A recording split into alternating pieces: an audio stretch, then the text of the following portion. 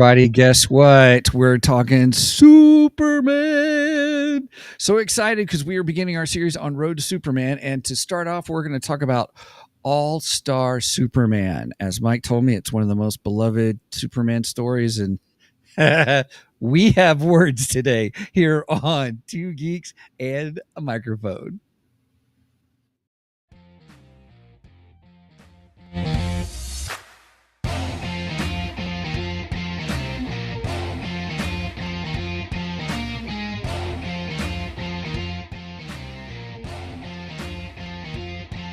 Hello there. So who talks first? You talk first. I talk first. I am talking first, everybody. Good morning to you on Two Geeks and a Microphone. Hey, we're so glad that you guys are here with us today. Mike and I are going to talk some Superman, and we're glad that you are here with us for the journey. Bum, bum, ba-dum, bum, bum, bum, ba-da-da, da-da-da, da-da-da. I have to admit, when you first started off, that's bum bum bum bum bum bum bum bum bum. I don't know. Part of that might work. Right? Well, we're excited here. I am Stephen Boster, your co-host, along with the one, the only, the one who I always say is the most beardiest because it's a beautiful beard, Mr. Mike Shanks. Mike, say hey to everybody.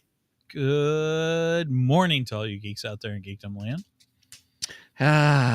Well, it's going to be a good day today, everybody. We're glad that you're here with us. Please make sure you comment in the comments. We love to have your interactions and just kind of hanging out with us.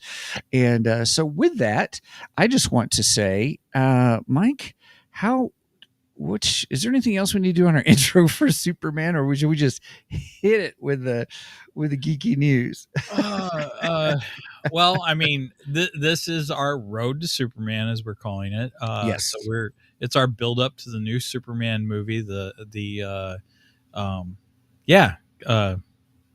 Oh gosh, James Gunn movie. Why could I not think of James Gunn's name? So yeah, and we decided to pick some, I guess in a way, okay, this is considered like the pivotal Superman story. At least that's what I've been told for many, many years. I had not read it until we just read it this past week or two. And then next week we are hitting up on Man of Steel, which is a very controversial Superman movie. I look forward to, I might try and chime in, but I'm going to be camping next week. But Stephen and Joffrey are going to be discussing Man of Steel, and I'm looking forward to that conversation because I personally like Man of Steel. But hey, and then we are going to do the new Superman movie, and we've been talking about maybe doing some Superman stuff afterwards. So yes, so that's it. We are officially on the road to Superman. Or is this the road to Krypton? Maybe that's a bad idea. Krypton explodes. So right. Anyway. We will find out. Yeah. So I am interested because Superman's one of the most beloved comic book heroes and movie franchises around, as well as Batman. I see those two as the pivotal foundations to all of DC Comics. I mean, some people will throw Wonder Woman in there. Maybe. Well, she's part of the DC Holy Trinity, so right, yeah. But I've never considered her as popular as Superman and Batman. I don't think she's as popular, but she's just as important as the other two characters. In my opinion. Now, maybe in the 70s. Oh, the Wonder Woman TV show, because come Wonder on, Woman. Yeah. Wonder Woman. Oh yeah, spin around. Do your spinny thing. We all loved watching Linda Carter, so yeah, that's right. It wasn't Run Forrest, it was Run Wonder Woman Run. That's for sure. Oh, did my like the goodness. Wonder Woman TV show. Yeah. That's for sure. But Yes. I was I don't know, 8 years old. I don't know. Something like that. I don't remember when that came out. It's sometime in the 70s. So yeah, boys will be boys. Yes, it was. That's right. Yeah, And it was our formative years. All right, you ready to jump into some geeky news? Because I got a little bit. I love it. Let's do it. All right, time for our geeky news. Go for it. All right, so I'm trying to stay Superman centric here, and yesterday I was watching the news. I generally watch the news in the mornings before I go to work to catch weather and traffic and so on and so forth. And every once in a while they have some really good stories. Every once in a while they have sucky stories. Yesterday was an interesting story because we have 4th of July coming up, and should I You put want up me to show it? I can do it. Here we go. And they showed on the news that last month, I missed this, but apparently James Gunn posted on X this poster, St. Louis Look Up, and it shows Superman and Krypto sitting on top of a building looking over the arch. Now, I don't know what building they're sitting on top of because that would be on the east side. That is correct. At St. Louis there. But anyway, I guess you just take that with a grain of salt. But yeah. I thought it was cool that James Gunn posted this because apparently, and I didn't know this, James Gunn is a St. Louis native, and I had no idea of that. So he has ties to here. And then I found this article because they also said along with that that St. Louis, during our 4th of July celebration, fireworks celebration, we are going to have a Superman display, which I thought was pretty cool. So according to this article, Riverfront fireworks on 4th of July are quintessential to the summer in our city since 1981. Celebrate St. Louis, formerly Fair St. Louis, has marked Independence Day with live music, fireworks, and other entertainment. This year's festivities will feature headline performers Russell Dickerson, Gavin DeGraw, I don't know who they are, alongside a newly decided 21st century element, a drone show. This is where it comes in. A drone show. Okay. Celebrate St. Louis has always been a hometown tradition, and this year we are proud to bring exciting new experiences to the riverfront, said Tim Mears, chairman of the Celebrate St. Louis, in a release announcing this year's programming. We're especially looking forward to honoring St. Louis native and filmmaker James Gunn with a Superman-themed drone show just ahead of the launch of his new Superman movie. So apparently we are getting a drone show here on the 4th of July. Should be pretty cool. St. Louis has partnered with Fantasy Drone Shows to bring this special edition to the holiday weekend titled Look Up. The show celebrates the long-awaited release of DC Studios' Superman, directed by James Gunn. Sorry. What? I can tell that you're reading because I see the cursor across the screen keep going by as you're reading. Yeah, as you do it. Oh, sorry. No apologies needed. It was just kind of funny. I was like, oh, that is funny. Yeah. I didn't even realize it was doing that. Right. It was kind of think so. It's kind of funny. You keep going. I'm so sorry. You're talking about St. Louis. No problem. The show is scheduled for the night of July 4th prior to the traditional fireworks and exactly a week ahead of the movie's nationwide theatrical release on July 11th.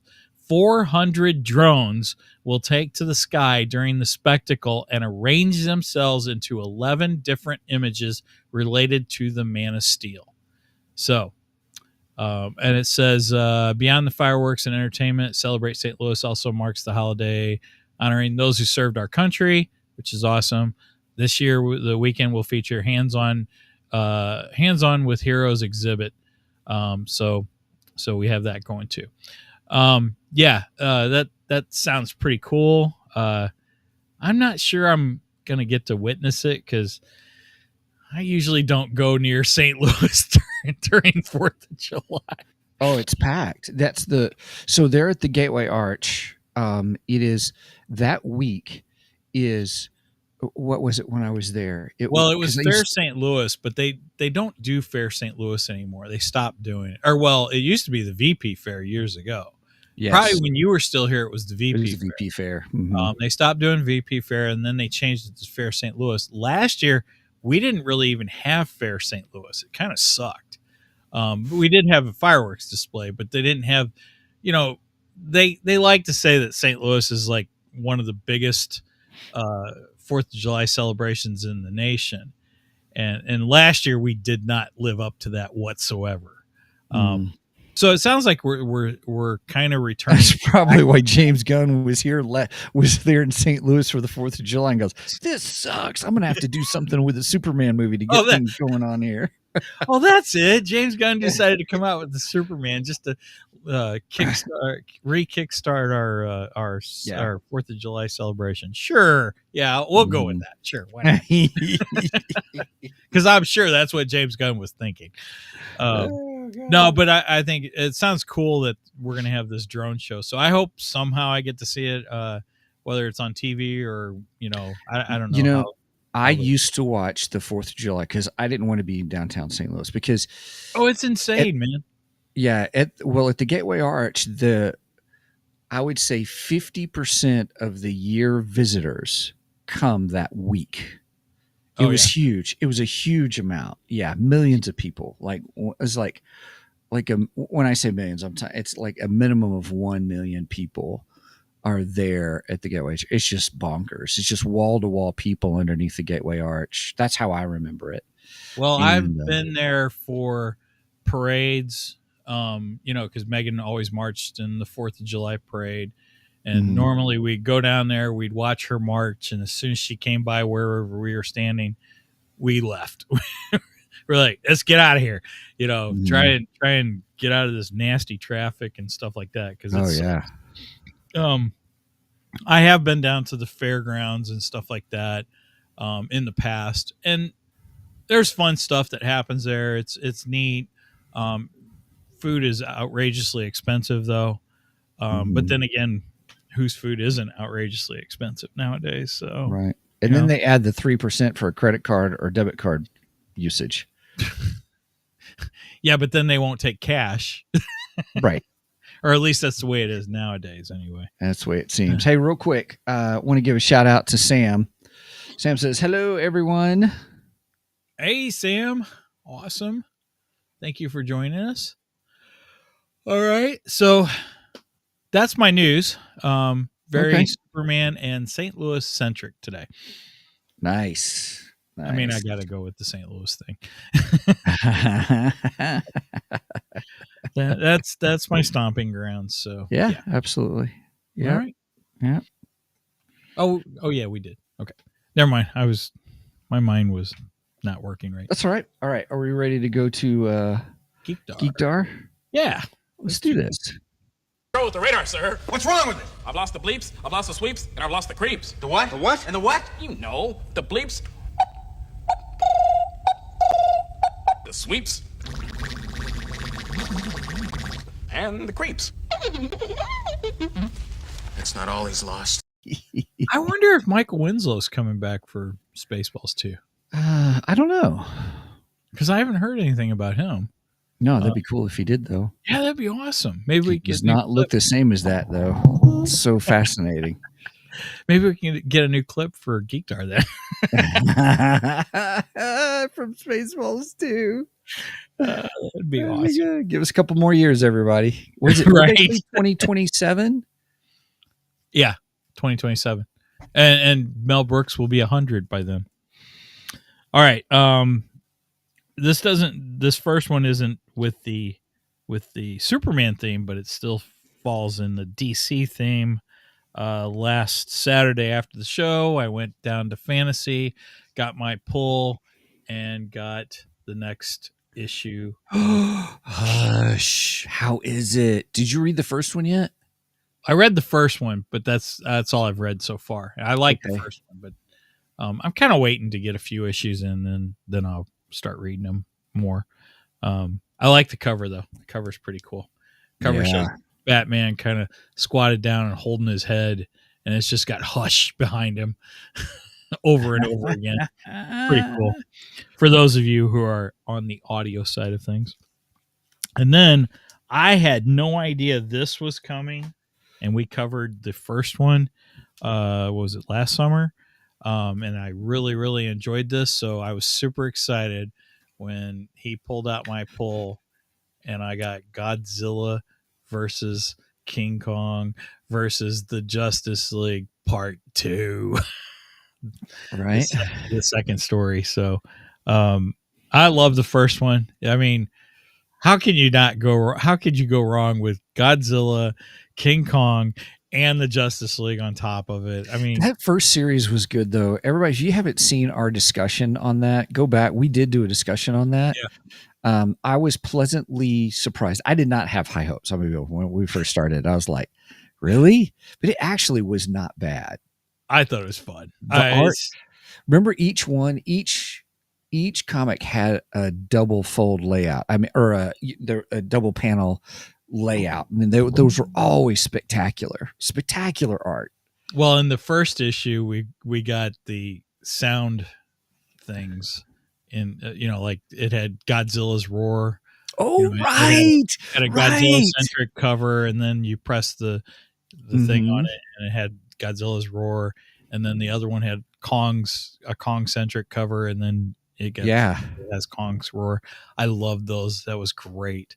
I don't know if they did anything special for 2 yet. I haven't seen it, so but I was just excited because I love the whole concept of Godzilla versus Kong versus Justice League. I mean, you mix superheroes and kaiju, and that brings a wonderful thing.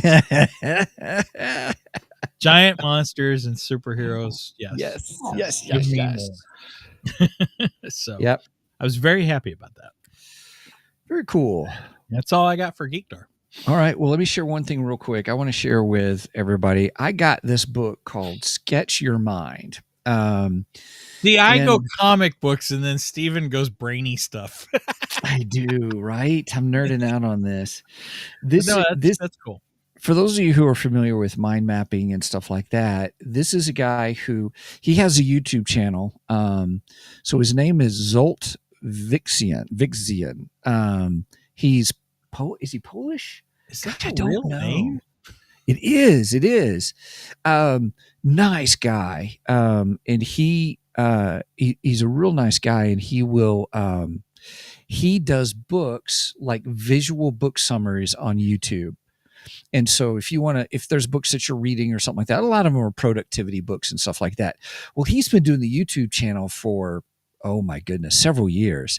And so he finally wrote a book. And so he uses, for those of you who like productivity apps, he uses Obsidian, but he created for free what he calls Excalidraw. So you can think, playing on the word Excalibur, of where it's where you can mind map within the Obsidian productivity tool. And so you can do your own productivity knowledge system. But what he's saying is our minds are more, his theory is our minds are more visually wired. Of course, there's now talking about comic books and storytelling with comic books, but he will go through and he says, this is how you study. This is how you train your brain, or if you're wanting to do for things. And I just started. I'm only a couple of chapters in, and it is very interesting. And you can get Obsidian for free. Like, it's a productivity management thing. You can get it for free, kind of a thing. I haven't gotten into that or his Excalibur. I want to get through his book first, but it's been really interesting. Like, how do you get all the stuff that's in your head onto paper, or in a productivity app kind of a thing and stuff? It's really fascinating. But anyway, that's my quick Geekdar. That's all I got to say about that kind of thing. Interesting. Yeah. But it is fascinating. A lot of times people are like, I got so much on my head. How do I get it onto paper? Because there's a book called Getting Things Done by David Allen. And he says our minds are made for processing, not for storage. And so it's the concept of where how do we keep things, whether we keep notebooks, those who journal and stuff and get everything on paper, or into a digital app, and those two fight all the time. People in the write journal can't fight with the productivity or the digital app people and vice versa and stuff. It's funny, but then you can get it all on paper. So then when it's time to review something, review your notes, you don't have to have them stored in your mind as much as you can then review them and then let your brain process it because you've already got it down somewhere. It's really interesting. Huh. Sam goes, it's a real person. Challenge accepted. Hang on, give me just a minute. I kind of agree with you, Sam. I look at that name and I'm like, that looks like a name that Timothy Zahn would have came up with. Okay, I'm gonna look for that name in the next Timothy Zahn novel. Let's play a game, shall we? Oh, that's your share. Hang on a second. Let's play a game, shall we? Okay. Here, oh, look, we're live right now. Hey, how about that? I'll put Zolt's name in. Zolt. Here, I'll do Zolt Excalibur. There we go. Zolt's. So his website is Zolt's Visual Personal Knowledge Management. Okay, I'm gonna play devil's advocate here though, and I'm gonna go along with Sam and still say that he may not exist. He could be AI. He was doing this before. Here, we'll go to his website, or let's see if sometimes he pops up at the beginning. I'm using probably too much bandwidth, everybody. Aha! See, there he is. I didn't turn on the share the screen. So that's him. So it's a real person. Challenge accepted. That's awesome, Sam. Thank you for doing that. That was hysterical. That was funny. That was funny. That's some funny stuff right there. All right. Let's move off with Zolt now. Yes. Just reminds me of something out of a fantasy novel or something. I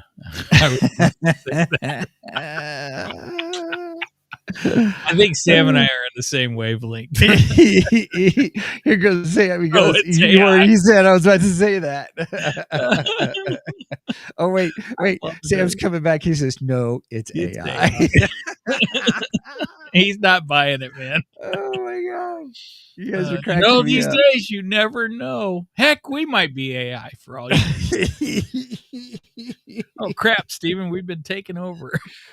Oh, gosh. I do. John Connor warned us of this. That's right. That is true. Cyber dying systems. All right. We ready for our main event? Yeah, that was a great laugh. Thank you, Sam. That was awesome. Thank you. All right, here we go, everybody. At some point. It's not going. Why is it not? There it goes. It's time for the main event. I'll bet I know why it's doing that. You didn't prime them before we went live this time. No, I did prime them. Oh, you did? Yeah. So you must have done that when I was making my coffee then. I was. Yeah, I primed them all. So everybody, what we're talking about is one of the things that we've noticed with we use EVMUP. So we are liking it, actually. And you can create scenes. Yeah, it's good. And so what we notice is that sometimes when we go live and we haven't pre-played like our intros or our segment sections, that it will stall a little bit, and sometimes Mike won't see it at all on his end. And so I realized that we had to prime it, or we play it before the show as we're in the room, and then it works just fine. What was happening was I was hitting the select off the scene, but it was bringing up the settings of each scene. Just then, I was over by 1/4 of a centimeter. I was hitting the wrong button. Oh, okay. Well, that's some behind the scenes of our production. Hey, we're open and sharing, everybody. And hey, all right, anybody out there, if you're curious about starting your own podcast or something like that, we talk with folks all the time just about our journey. Just here's what we do, here's what we use, here's our story. We don't try to tell you should do this or do that. We just share with you what we've done, and if it works for you, great. And the things that we've worked for us and that we like. Yeah. I'm surprised All we're right. not an affiliate with Podbean. We are an affiliate with Podbean. We do have Podbean I think we do affiliate. have. I think so. Just go to our website, everybody, and then click the affiliate link. Yes, we do get a little bit, but nothing much. But if you really want to do a podcast, audio podcast, we love Podbean. So you just click the Podbean link picture, and then it'll take you to the website. And Podbean's the one that we have been with since day one. that's correct. We switched video streaming stuff. We won't say how many times though. Yeah, a few times. But when it comes to the podcast, the audio side of it, Podbean has been the only one. So, yes, Yeah. I highly recommend Podbean. I recommend it to anyone who's starting a podcast. So, and I've Yeah. started And it's- recommending EV Mugs too. And it's only $9 a month for Podbean. It's I mean, nice. if you pay $100 a year for it, and they help you it's get unlimited. connected to all of the major podcast distributors. Yeah. And the nice thing about it is you can, you it's unlimited. Like we noticed a lot of podcast services only give you so many hours a month, kind of a thing. And we could podcast for an hour every day and it wouldn't matter. Yep. It's great. Yep. All right. Okay. All-Star Superman. Superman. Dun, dun, dun, dun. Dun, dun, dun, dun. Oh, sorry, just kidding. See, it's the same rhythm at the beginning. Anyway, All-Star Superman, I have always been told this is like Harold is one of the greatest Superman stories ever told. Mhm. And I've always wanted to read it. I actually wanted to watch the animated movie, but I couldn't find it where I didn't have to pay for it. Oh, right. I'm right there with you. I didn't want to pay for it. I was really upset that Max. Yeah, Max didn't have it. I was like, come Mhm. on. I mean, we're going into the Superman movie. Why don't you have this one on there? Because everyone claims this is like the Superman story. So, And for that very reason, because they want people to pay more. I guess you're Because, right. you know, I by the guess- way, did you see that Max is going back to HBO Max this summer? I didn't. Oh, they haven't done it yet. They haven't done it yet, but I they're was gonna say all, I hadn't seen the change on my Apple TV yet, so yeah. No, I was wondering. but notice the ads when you see the ads for Max, any show that they do, and at the end it goes, Max HBO? is becoming HBO Max this summer. It should say again. Right. Again. Because they were already HBO Max. I mean, Yeah. oh my gosh, how many times are they going to do this? Right. Anyway, so All-Star Superman. I got some notes here on it. Release dates is the series was published as a 12 issue comic book series. Now, these dates could be wrong. I don't know. November of 2005 to October of 2008. Correct me if that's because it seems weird. A 12 issue series seems like it should just be from 2005 to 2006, but Yeah. that seems like they spread it over 2 years, 3 years. That just seems like an awful long time for Right. 12 comics. So I'm Well, taking. yeah, tell everybody what you told me before the show. I don't remember. What did I tell you? Was I was saying that if it was Jim Lee doing it, it could possibly span that long because Jim Lee is notorious for turning everything in late. So, yeah. But Jim Lee was not involved in this. This is Grant Morrison. So, and as far as I know, he turns things on in time. And the funny thing is, Grant's almost as big a name as Jim, but I guess when you're as big as Jim, you could do whatever the heck you want. So, right. Anyway, later collected into 2 volumes in 2007 and 2009, and then a complete absolute edition in 2010. Yeah. The creators are That quote, just yes. before you go anywhere, I'm so sorry to interrupt. I want to tell you, I want to confirm for you, based upon the DC fan database. So dc.fandom.com, All-Star Superman 12 is an issue of the series of All-Star Superman Volume 1 with a cover date of October 2020. Cover date is October 2008. So let's confirm the no, that's volume 1. I think they might have done some new ones this year too. Just because of the release of the new movie and stuff. All-Star Superman was 2006 to 2008, according to the DC database, the fandom Okay, database. there you go. Wow, that seems like a long time for 12 issues. Mm-hmm. Dang, weird. I mean, what did you do? I guess maybe 4 issues a year then? Possibly. Wow.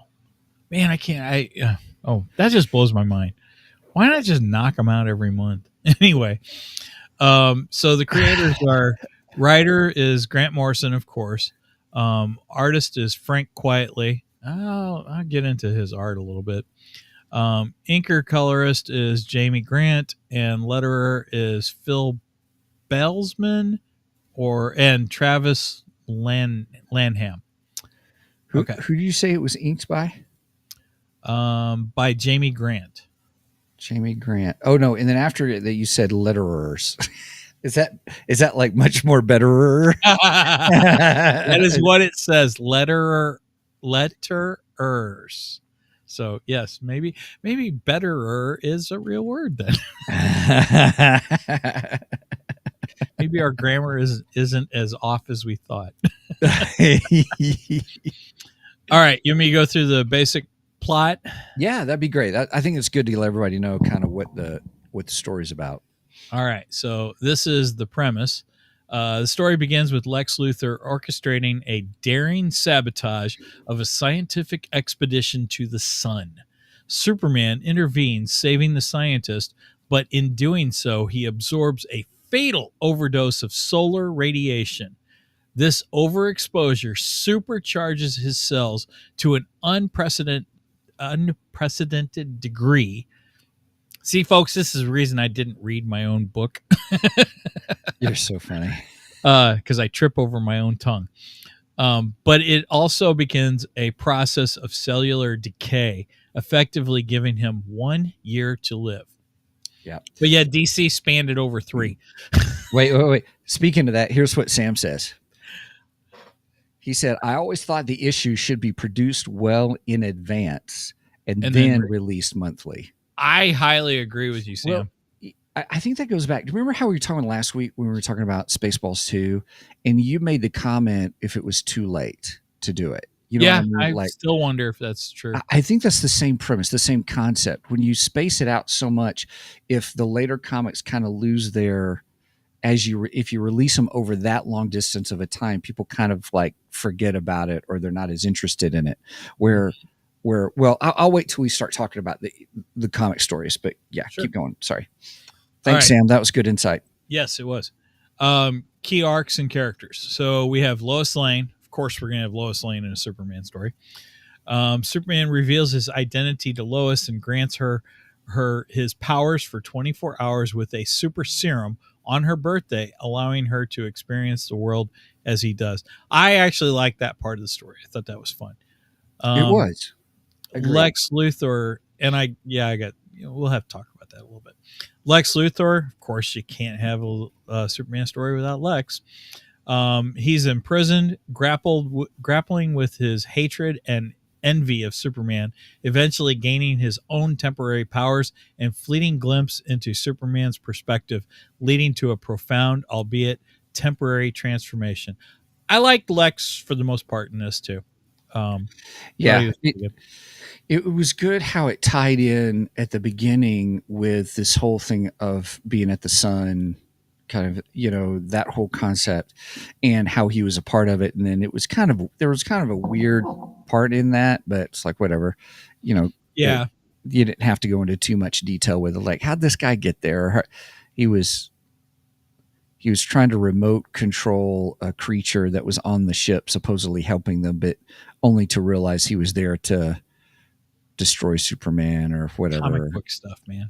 It was classic comic book stuff. I was like, I don't know where this is coming from, but all of that was a good setup to the aspect of he had to go to the center of the sun, and that getting exposed to all that radiation that actually fuels him kind of started his, how do they put it? His body couldn't take it. And so his cellular degeneration started happening because it was just like an overloaded circuit. Yep. Kind of a thing. That's a great great description right there. Overloaded circuit. I like that. Next, we have the Bizarro World. I like the Bizarro World. I don't know if I like the art style in it, but I love the Yeah. Bizarro World. Did you? I didn't like the art style. I agree with that. I struggled in that section. See, I like Bizarro. I find You Bizarro know. funny. It But was then good. again, I like Batmite, and people hate Batmite too. So. There's no such And thing as Batmite. There I'm are just kidding. better versions. What did you say? There's no such thing as Batmite. I refuse to accept that there's Batmite. Batmite's been around a lot longer than AI. Of which my friend Zolt is one of them. AI. Right. There you go. I got you. That was a good one. I got you. Okay. Anyway, Bizarro World. Superman visits Bizarro World, a cube-shaped planet populated in perfect mirror image versions of himself and the Earth inhabitants, including the tragic Zibaro. I did like Zabaro. Yeah, out of Zabaro that was kind of story. cool. It was like interesting. It was very interesting. There was an emotional link to that character. Mm-hmm. It was really interesting how it was written. I will concur. I agree. Yeah. Next is the Kryptonian survivors. Okay. How many last surviving Kryptonians are we going to get? You know, Right. It's like I feel Superman, we always get this, well, he's the last son of Krypton. Oh wait, here's two more people. Oh wait, here's another one. Oh wait, here's a monster. Oh wait, here's this. I'm starting to wonder if Krypton didn't get destroyed. Maybe they just sent Superman away because they didn't like him. We got to get rid of this kid. Right. There's something wrong with him. Let's just shoot him off to Earth. Send him there. Because it seems like Krypton's just come out of the woodwork, They're like freaking termites. Anyway, so two Kryptons, Bar-El and Lilo. Lilo? Anyway, emerge from a rocket believing they are the last of their kind. Well, of course they do. But their physiology is imperfect for Earth's environment. And then we have the sun and the future. Superman engages with the sun itself, learns about its consciousness, and prepares for his ultimate destiny. The story culminates in a powerful redemptive act. And then the themes. The series explores what makes Superman truly super beyond his powers. His unwavering hope, compassion, empathy, ingenuity, and his role as a symbol of humanity's potential. It's a celebration of the Silver Age optimism of Superman, but with a modern, profound depth. It redefines his iconic status, distilling him to his core most essential elements. I mean, yes, I agree that it's hopeful. Well, it's sort of hopeful because we get the impending doom of Superman all the way through it. Yeah, because I mean that was the overarching aspect of it, right? Was because every comic kind of kept coming back to he's going to be dead soon, kind of a thing, and he was trying to do right, and he wanted to make sure he took advantage of different things, and yeah, it was really interesting. But I guess the unwavering hope is the hope at the end that there is a possibility that Superman could return. Imagine that. Or, the future might hold something else, which kind of looked like they were going to clone that was interesting. I thought that was, so there's all these future Supermen and I was like, oh no, there's this one scene, everybody, where there's these other Supermen that come to help him fight a fifth dimensional monster. And I was like, oh, it's Mixoplex, kind of going it. But no, it's it did look like Mixoplex. But it was the fifth dimensions version, Superman version, and not that was mixed. So that was kind of nice. And then Mixoplex is from the fifth dimension. Yeah. So I mean, I guess it could be argued that it's Mixoplex, or however the heck you say his name. Everybody from the fifth dimension looks the same. Well, they all look very similar. No, that monster didn't look. That well, that's true. monster. The monster didn't. Fifth dimension You monster. you should read the storyline of Batmite in You just had to get that in. That's awesome. damn right, I did. There's a whole story there's a whole storyline between the Batman and Superman comic book I'm reading. What is it? I can't think of the title, but anyway, they have a storyline with the all the imps, okay, and they're coming. Batmite and Mxyzptlk come to Batman and Superman because there is an imp in the fifth dimension that is killing off all of the heroes In the fifth dimension? Yeah. Huh. Like they're killing off the Green Lantern might, Poor- Wonder Woman might, and Flash might, and all the Good. mites. There's a reason for that. I'm just kidding. No, it's not good. I'm They're teasing. awesome. I'm teasing. They're fun. They're so much fun. And Batmite's the best of them all. Anyway. Well, when we first see, there's a connection here because when we first see Superman take Lois to ask, he's dying, so I'm going to show her everything and blah, blah, blah, blah. And I'm Clark Kent and she didn't believe it and all this kind of stuff. I like that. I thought that was funny when Lois she doesn't believe that Superman is Clark, and she actually berates Superman for pretending to be Clark Kent. And I found it funny and kind of charming in a way. I just actually liked that. I thought it was interesting. It was interesting where I thought that they made Clark Kent a little bit more of a bumbling, how he played Clark Kent, a little bit more of a uncoordinated kind of guy that things just kind of happen. Yeah, even more than usual. Yeah.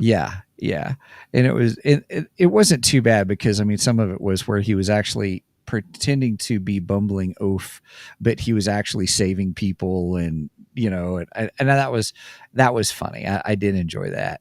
But so when he's showing Lois the place, he's like, oh, here's all my future Superman I can talk to, or something weird like that. And you got the one who's bandaged up, and it was like, this is the unknown Superman. I thought that's the weirdest thing I've ever seen. I'm like, what is up with that? It's Hush, man. Yeah, right. I wondered, and but then they do Superman. Yeah, they do a reveal in the fifth battling the fifth dimension monster. They do a nice reveal, and I was like, why is he talking to Jonathan Kent on his own? I said that seems kind of weird, kind of a thing. But then they do a nice reveal. I'm not gonna say anything now, but it was like, how cool was that, and kind of a thing. So I did like that part of the story. Yeah, I like the betrayal of Jonathan Kent in here. It's your usual kind of happy-go-lucky Superman's parents type of story, and I like that. I prefer his parents to be that type of structure, I guess. Yeah. I'll tell you who I didn't like in this. I didn't like Jimmy Olsen at all. Yeah, that was weird. Yeah, that was weird. He did a Jimmy Olsen. So everybody, what we're talking about here is Jimmy Olsen was playing like a. I don't know what the heck he was. I don't know what it was. He wasn't just your photographer kind of person and all. It's like, he had this. I got my direct line to Superman watch, with me, and he. I don't know. It was weird. It was like a new character, Jimmy Olsen, that wasn't just Jimmy Olsen, good friend of Superman, which they had a little bit of that in there, but also like, oh yeah, I can pretend to be this other super smart person for a day or something like that. And it was just, that one didn't quite stick the landing for me. Openly. Yeah, that could have done with a Steven skip right there. Mm-hmm. I just did not care for Jimmy Olsen whatsoever in this. And that's not to say that I don't like the character Jimmy Olsen. I do. I just don't like the way he was portrayed this particular story. It just was not a good version of him. Yeah. Let's see, what else do we want to discuss in here? I love that Superman gives Lois Lane powers identical to his for 24 hours. Yeah. I enjoyed that, but at the same time, I wanted to see her do something with them. You know, Yes. Other She than did- these other two lugs who come in going, I'm the biggest and baddest, strongest, babe. You need to go out with me. I was like, really? Samson, and who else was it? Samson, and I can't remember who the other one was. I don't know. I kind of It was got one of the other Greek gods or something like yeah. that. Not I saying kind of that got a was kick Greek out of god. that. I thought it was funny, and they're wanting to arm wrestle Superman for Lois To go for a date. Yeah. Or, Yeah. for Lois and Leg. Yeah. I thought it was funny, and then Superman was getting pissed. Right. I mean, I got the jealousy part and that was fine. I agree with you. I'd rather have what is she doing versus what is Lois doing with her powers versus what, just these other two guys, if that makes sense. Yeah, I get you. Yeah, I felt that way too. I would have rather seen Lois on some kind of adventure with Superman, and where he and her had to battle something. I think that would have been much more better. Much more better. Cheers, everybody. That was a good one. Yes. Sam Just says fun. it was 7. It was Samson and Hercules. Hercules. Yes, thank you. Why couldn't I think of Hercules? Yeah, which was kind of Hercules. Oh, sorry. Oh my gosh, that's funny. So anyway, What did you like best in the whole series? What did you like the best? I think I like the whole Lois Lane part of it the best. I enjoyed that. I enjoyed her going to the Fortress of Solitude. I mean, I know we've seen that before, but this was like kind of like fresh eyes. This is, supposedly her seeing it for the first time, so on and so forth. And I like the awe of she has for that and stuff. I thought it was funny that she was distrusting of him for a little bit, and I thought that was great. So yeah, I think the Lois stuff was probably my favorite in the whole thing.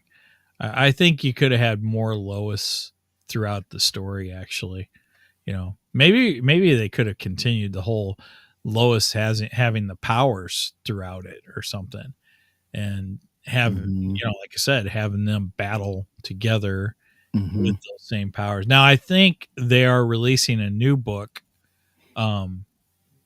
recently anyway, where they're doing something like that. They're actually giving Lois the powers back, and she has the costume and everything. I'm kind of interested in that, so maybe we'll take a look at that after the Superman movie. We'll see. Yeah.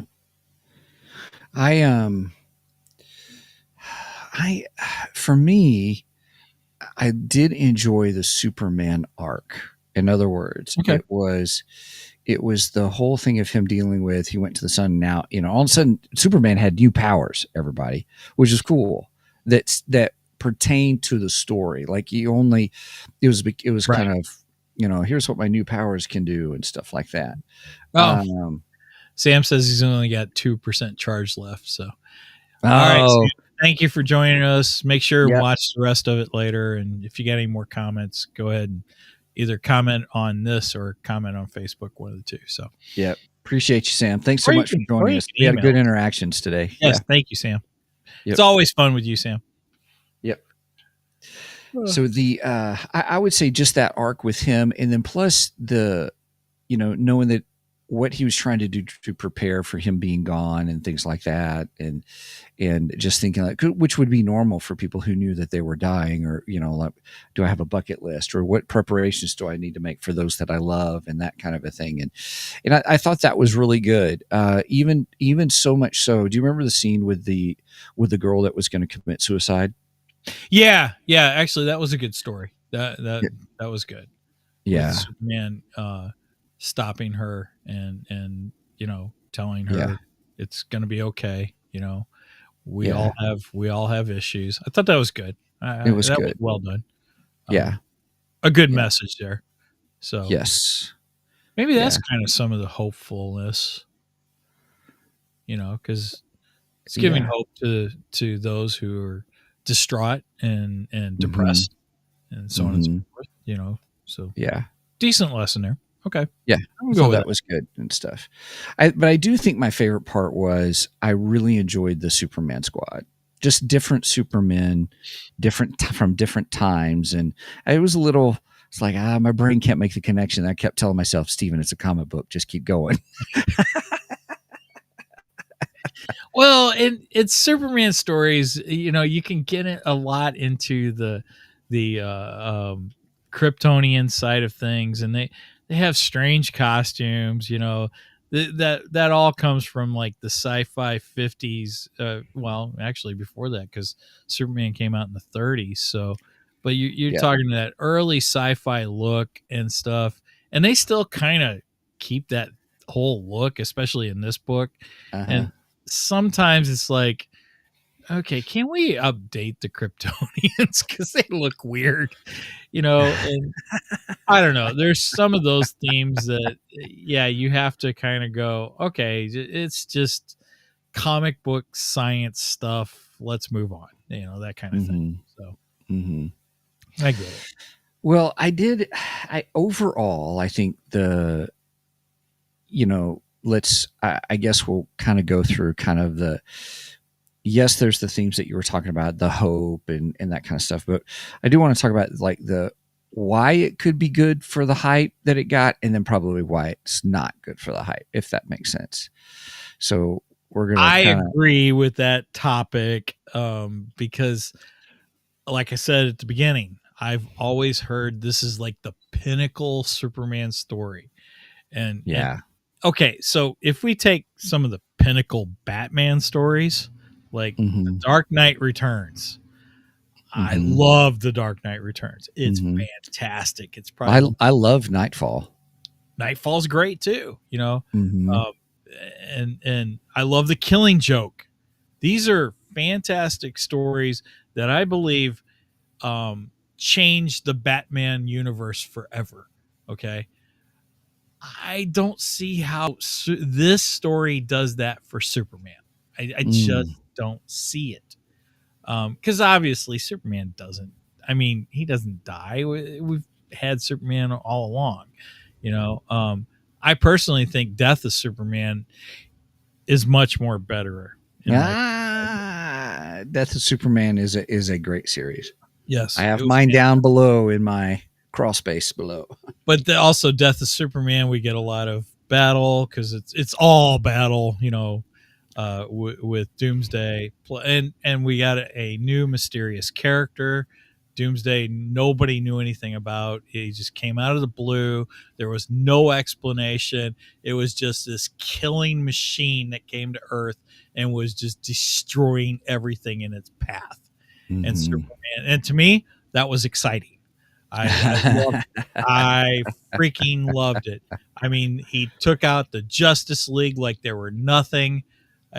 That's excitement there, and I didn't feel the excitement in this story, you know. Mm. So I just don't know if it lives up to the hype that I've always heard about this book. Do you think it's not, I mean, because Superman premiered in Action Comics, so it wasn't action oriented as much as it was Ooh, that's from a good. philosophical point of view I with some action elements. Like it was kind of reversed, like how people would interact with that one day. Lois Lane got her one day, Lex Luthor got his one day, kind of a yeah. thing. I think that's a good look at this. I think I would have to agree with that because I'm more action orientated. Mm-hmm. I understand what some people might look at it from, Superman from a philosophical view, Mm-hmm. more. And he does say at the end of the book that brains beat over strength, so on and so forth. Oh, right. You know, Yes. Yeah, I forgot about and that. I Yeah. I understand that and I agree with it to a certain extent. But Mm-hmm. come on, you have the most powerful being in all of the universe. Mm-hmm. I want to see him do something. It just seems like there was a lot of waste in this book. I mean, in this storyline, it just, to me, it fell flat. It fell flat. I thought it started off good, and then I felt it fell very flat. And then I was a little confused at the end, because at the end, spoiler alert, we get those two guys. I don't know who the heck they are, or no, it was a guy and a girl, I think, aliens and stuff, and then they reveal this big Superman symbol at the end, almost like, I don't know, they're holding a Superman behind a vault or something. It's like, okay, what's going on with that? I don't know. It was just strange. Yeah. I don't totally get the end of this book. Right. Yeah. Yeah. So yeah, we talked about what we liked about it, and now we're like, yeah, I mean, is it too philosophical kind of a thing, or is, rather than being just your action oriented viewpoint of Superman, it dealt with more. So if you're someone who likes the thought or the feeling, the emotion, or the philosophical viewpoint behind the scenes, probably would not be a bad series for someone to read. I guess, but I think you get a better balance of that in Batman, because Batman uses both brawn and brains. Well, that was the one thing in this series that I was like, when did Superman become a scientist? Well, I mean, there's always been that little kind of... but that was using Kryptonian technology kind of a thing, Sure, but not necessarily the, hey, Lois, I worked up, ta-da, this vial of super juice kind of a thing. Well, I would argue that that's still Kryptonian, science. Okay, fair enough. Kryptonian comic book science. but I will say it is kind of funny, the whole, I'm sorry, ladies, if some guy comes up to you in a bar and says, hey, babe, I got this super juice for you, what are you going to do? Really? What are you going to do? You're like, no, you're not spiking my drink. I'm out. Get away from him. Right? Get away from him. Right. Yes. Don't go anywhere near this guy, especially if he tells you he's Superman. You're right. Run quickly.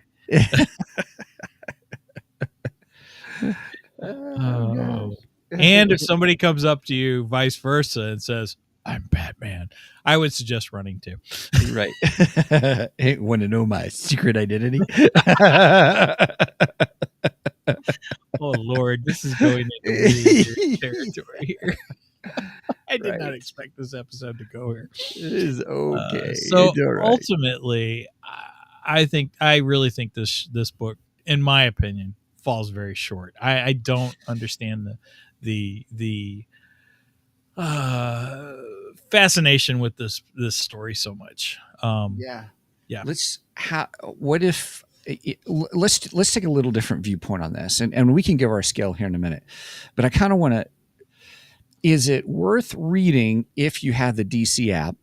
Is it worth reading or having as part of your collection? So buying it versus reading it on the app, or just watching a discussion on it like we're doing, like Variant Comics kind of does. Variant does all kinds of great reviews on different comic series and stuff. So you're paying for your ads for YouTube. In my opinion, it's worth reading on the DC app. Definitely. I mean, you're already paying monthly, so read books. Right. Yeah. So yeah, I would recommend it if you're a big Superman fan. Sure. I mean, and you have the DC app, I'd say read it. My opinion, I will not be going in. This is not a book that I got excited about and then I got to run down to the comic book store and pick up a trade. Okay. That's good insight. Okay. But that's just me, because I didn't think it's as good as people have made it out to be. Now, that also being said, I still kind of want to see the animated movie of it, because I'm wondering if maybe they cut some of the fat in the movie. Oh, and made it more lean, like a quicker storyline or a better storyline overarching. Right. And maybe it moves better as a animated film than it does comic book, which is weird because generally the comic books are much more better. Cheers. And so this one makes you wonder if it's the opposite. Yeah, I kind of wonder if it is. So there's part of me that wants to see it. I just don't want to pay for it. Right. I didn't say that though. When did it come out? That's interesting. I don't. It's been out for a long time. Hmm. Now I have a Superman movie, animated movie in my collection. It's called Superman Unbound, and that's a Brainiac storyline. And I've never read the book, but the animated movie, it's been a long time since I watched it, but I remember really enjoying that particular story. I thought that was really good. I don't know how this became the pinnacle Superman story. I don't see it. Somebody, if you're a big fan of this storyline, Oh yeah, I would love to hear from you. Get your yeah, input. I'd love to hear your opinion and let us know why you like it so much. I'm not saying you're wrong for liking it. I just don't see it. That's all. Yeah. Again, it does not measure up to Batman: The Dark Knight, Dark Knight Returns, Batman Year One, all those fantastic Batman stories. It just does not measure up, in my opinion. And I would love to see a Superman story that measures up to those Batman stories. I mean, if you got suggestions, give them to me. I'm not the biggest Superman fan. I like Superman here and there, and I love it when Superman's with Batman. Those are the things, And I guess that plays into my bias with Batman. I can say that I absolutely loved Superman and Superman 2 in the 70s when I was a kid. Those were fantastic movies. That was a magical time, the movie that will make you believe that man can fly. And yeah, it did. That was an incredible time. It was an incredible film. Do I see flaws with it today? Sure. I see flaws with it. But man, some of the imagery in those films is just iconic. Like the scene when I don't remember if it's Superman that gets thrown into the sign or if Superman throws Zod in the sign. I forget which, but they get thrown into the big Coca-Cola sign, and it's just it's like, wow, it looks incredible. Right. Yeah. And then the whole kneel before Zod, that was great. Give me that. Yeah. That's what I want. Yeah. I want Superman fighting Zod.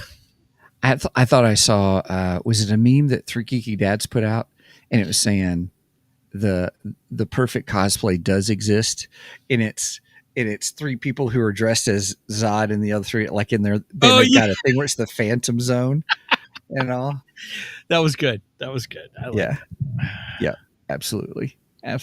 All right. Well, everybody, we're wrapping it up. So, Mike, if you had to give it a scale, what would you how would you name it?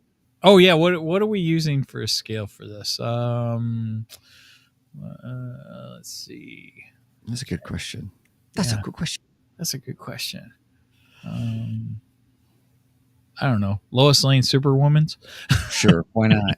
Let's go with it. Sure. More for everybody.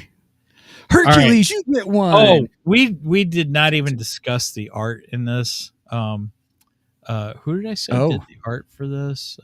Quietly. Yeah, Frank Quitely did the art. No offense to Frank Quitely, but I don't like his style. It's a style. It's a style. It's a style. It's a choice. Right. Yeah. Yeah. It's a style. Yeah. It's not one I like, but it's a style. Yeah. I guess I say that because I'm sure some people probably do like it. It's different. It's okay. You and I come from the Frank Miller, Todd McFarlane, Jim Lee style. Yeah. I would have liked to see what different. Jim Lee could have done with this book. That would have been interesting to see his artwork with this. I might have liked it better if Jim Lee done it. Because the art just kind of turns me off a little bit. Really? I don't know. Okay. Yeah, I thought Superman. I didn't think it was that in bad, this. but it wasn't. I'd give the art like a B. kind of a thing. It wasn't too bad. Give it a C minus. Okay. Yeah, we'll go as a C minus on the art. So that being said, with the art, that the story just, in my opinion, just does not live up to the hype that it has gotten over the years. I have to give this 5 super women. Really? Yeah. Okay. I'm gonna go right straight down the center. Okay. There are decent things in the book. There are good elements to the book, but overall, I don't think it's a great story. Yeah. It's I was going to give it a 7 out of 10. Superwomen, Lois Lane Superwomen. You are more generous than I am. Yeah, well, I think part of it was, I mean, I was looking at it from different points of view too. I mean, I didn't like the Bizarro portion of it. I know you did. I didn't. That's where I Steven skipped. I didn't like the art style of the Bizarro. I thought the art style was strange, but I enjoy Bizarro. I enjoy him. You know, I think he's an interesting character. So I like that. I just didn't like the art style of it. Again, it's a choice. It's a choice. Or it's a choice. And I'm sure there's some people out there that really like it, and that's okay. No, that's fine. It's not my cup. It's not for you. Yeah. Yeah. But I still gave it a 7 out of 10 just because I was like, okay, there's some interesting themes in here that I could go with. I did like the surprise of the unknown Superman, the Hush Superman. We should call him Hush Superman. Hush Superman. I did like that reveal. And boy, it made me think. I'm like, my goodness, what could that entail for future stories? You know, sure. And I didn't enjoy that. The fifth dimension stuff was kind of weird. I was like, all right, I get what you're trying to do, and it was okay. But there were some aspects of it that I didn't like the Jimmy Olsen. I was right there with you on that one. I was like, that's just weird. Yeah. That just seems so weird for. Except for the point where like any Jimmy Olsen I've ever, right. Agreed. It just seemed like it was a whole new character, not that just happened to be named Jimmy Olsen. Right. Maybe it would have been better if they would have just said he was a different character and not said it was Jimmy Olsen. Mm-hmm. Anyway. Yeah, kind of thing. But anyway, so that's me. 7 out of 10. Mike's 5 out of 10. So that gives you an average of 6 out of 10. It's worth, if you already own the DC app, or excuse me, you're buying the DC app, then it's worth the read just to say you've read it. I won't read it again, kind of a thing. Been there, done that. Either. Yeah, kind of a thing. Been there, done that. It's no Dark Knight Returns. Frank Miller wins again. So how do you think this leads up? I thought originally we were doing this because I thought there was some.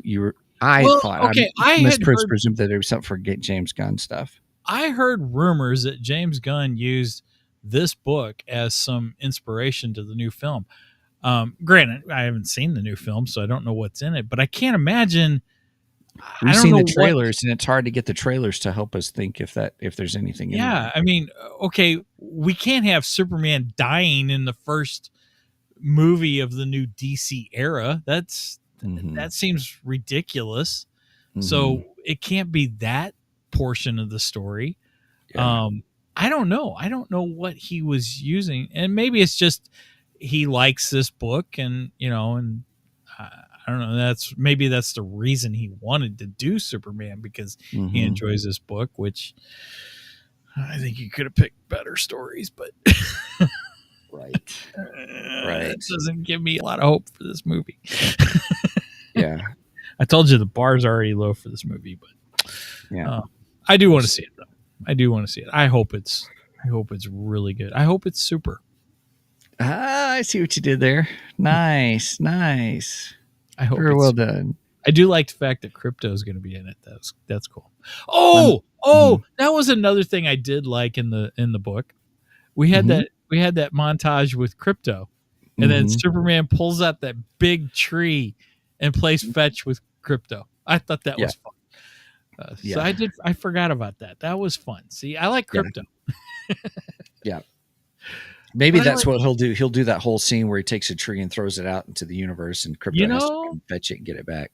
Of course, then again, the Crypto he's got, it looks like his mouth wouldn't be big enough. His Crypto seems too small for Crypto, but We'll see. Yeah. He doesn't look bad or anything. He just, I imagine Crypto being a bigger dog, more of a lab or, well, it couldn't be a German Shepherd. That'd be Ace. That would be Batman's dog. So Yeah. yeah, I want to see Batman's dog live action too. I want to see Ace, Nice. the Bat Hound. We have not had him yet. That's a good point. No one's put him in yet. Yeah, I don't think we ever will. It just seems silly, but it's fun in the comic books. I like it in the comic books. Yeah. All right, everybody. Well, thanks for joining us here today on Two Geeks and a Microphone. So happy you're here with us.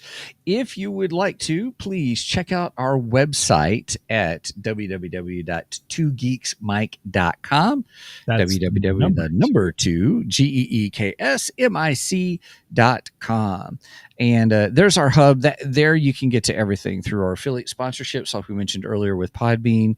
Live Bearded is our new one, and which is really nice. And please check that out as well.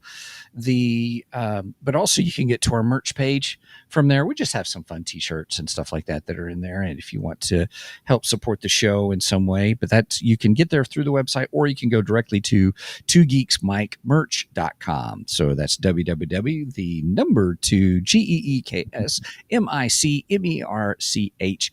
But also from our main website, you can go to where you can support us directly at kofi.com/2geeks, ko-fi.com/2geeks. Cool thing about there is we've just got some extra stuff that's in there as well. There's a $1 tier, a $2 tier, and $3 tier. We don't make it super expensive, but we do appreciate your support and help.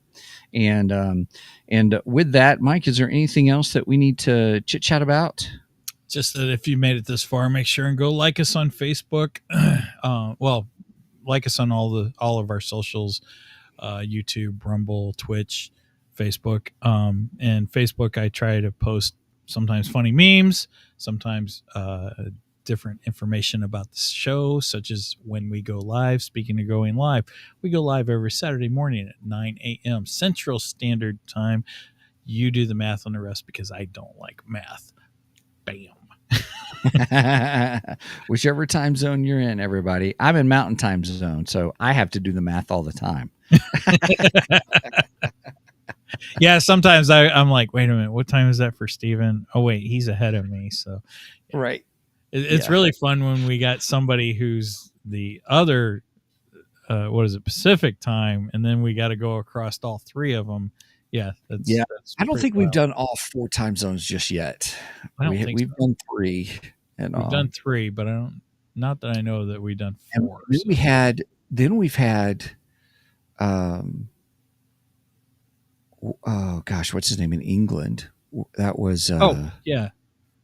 Well, we've had England, and we just had Christian on last week, and Christian's is he in Italy? I can't remember where he said he was. No, he's in France. Today's the last day for his Kickstarter, everybody, too. Yes, and I need to find out about the drawing for that too. So you got a little time if you want to get in on the drawing to win Christian's book. Make sure and go comment on either the Facebook any of the Facebook posts about his Kickstarter from last week, the show we did last week, Punk Droid 2. So look for anything Punk Droid 2 on Facebook, or you can comment on the YouTube video or Rumble. I mean, we're on Rumble too, so if you're commenting over there, we will put you in the drawing and let you know who wins. So, yep. Right on. Okay, Mike, is that it? I think that's it. So, do not Steven skip this episode because we are much more better than the rest. Up and away.